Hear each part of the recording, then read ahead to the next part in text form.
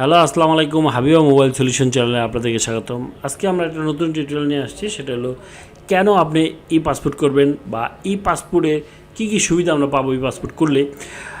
কতগুলো দেশে ই পাসপোর্ট চলতেছে অলরেডি। তো আমাদের ই পাসপোর্টে কী কী সুবিধা নিয়ে আসতেছে সেটাই আপনাদেরকে স্টেপ বাই স্টেপ বলবো। যারা আমার চ্যানেলে নতুন তারা অবশ্যই সাবস্ক্রাইব করবেন, যারা অলরেডি সাবস্ক্রাইব করছেন তাদেরকে থ্যাংক ইউ। তো চলুন শুরু করা যাক। তো আমাদের ই পাসপোর্ট মেবি রিসেন্টলি এই বছরই চলে আসবে। তো ই পাসপোর্টটা কী? ই পাসপোর্টটা হলো একটা বায়োমেট্রিক পাসপোর্ট, যাতে ইলেকট্রনিক্স মাইক্রোচিপ থাকবে। এই ইলেকট্রনিক্স মাইক্রোচিপের চিপের মাধ্যমে এর ভিতরে থাকবে বায়োমেট্রিক তথ্য, যা আমরা আমাদের যে পাসপোর্টে এমআরপি পাসপোর্টে ছিল ওগুলোই থাকবে বায়োমেট্রিক তথ্য, যেগুলো চিপের মাধ্যমে, কম্পিউটার চিপের মাধ্যমে থাকবে। এবং এর সাথে একটা অ্যান্টিনা থাকবে, যে অ্যান্টিনা সহ স্মার্ট কার্ডের মতো একটা চিপ থাকবে, যে অ্যান্টিনার মাধ্যমে আপনার গতিবিধি, আপনি কোথায় আছেন, পাসপোর্টটা কোথায় আছে সেটা কি পর্যবেক্ষণ করতে পারবে তারা। এবং গুরুত্বপূর্ণ যে মাইক্রোচিপটা থাকবে, কম্পিউটার চিপটা, ওখানে সকল ধরনের পাসপোর্টের তথ্য সেখানে থাকবে। যেমন আপনি ভিসা লাগিয়েছেন বা কোন ইমিগ্রেশন পাস করছেন, বায়োমেট্রিক যে তথ্যগুলো আছে যেগুলোর মধ্যে পড়ে হলো ছবি, fingerprint, Irish, electronics border control বা ই বর্ডার স্থাপন করা হবে। এই বর্ডারটাকে আমরা পরে বলতেছি।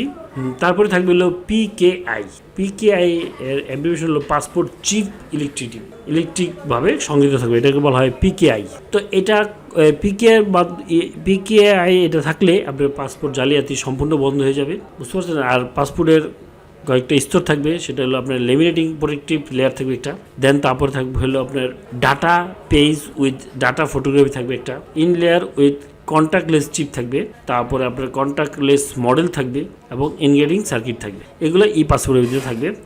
তো এখন আসি আমরা ই বর্ডারটা কি, ই বর্ডার বা ই বর্ডার গার্ডটা কি। ই পাসপোর্ট প্রবর্তন হলে, ই পাসপোর্ট চালু হলে আপনাদের স্বয়ংক্রিয়ভাবে ই বর্ডার কন্ট্রোল সিস্টেম করা হবে।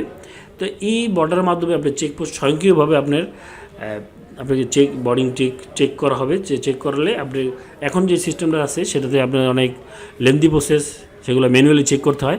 আর এই বর্ডার কার্ডের মাধ্যমে আপনি এটার মধ্যে দিয়ে যাবেন। যেমন আমরা বিভিন্ন শপিং মলে গেলে দেখবেন যে চেকিং একটা গেট থাকে, গেটের মধ্যে দিয়ে গেলেই হয়ে যায়, এই যে মেটাল ডিটেক্টর যেটাকে বলা হয়।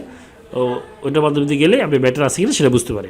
ঠিক এরকম একটা গেট তৈরি করা হবে। ওই গেটের ভিতর দিয়ে আপনি লাগেজ, আপনার ই পাসপোর্ট নিয়ে ঢুকলেই আপনি কি ইমিগ্রেশন পাস হয়ে যাবেন। কারণ ওখানে এই গেটের মাধ্যমে আপনার এই পাসপোর্ট রিড করতে পারবে তারা, এবং আপনার লাগেজে কী কী আছে সেগুলো সবগুলো চেক করতে পারবে। এখন যেন ম্যানুয়ালি চেক করতে সেটা আর করতে হবে না। তো এটা হলো বর্ডার গার্ডের কন্ট্রোল সিস্টেমের কথা বললাম।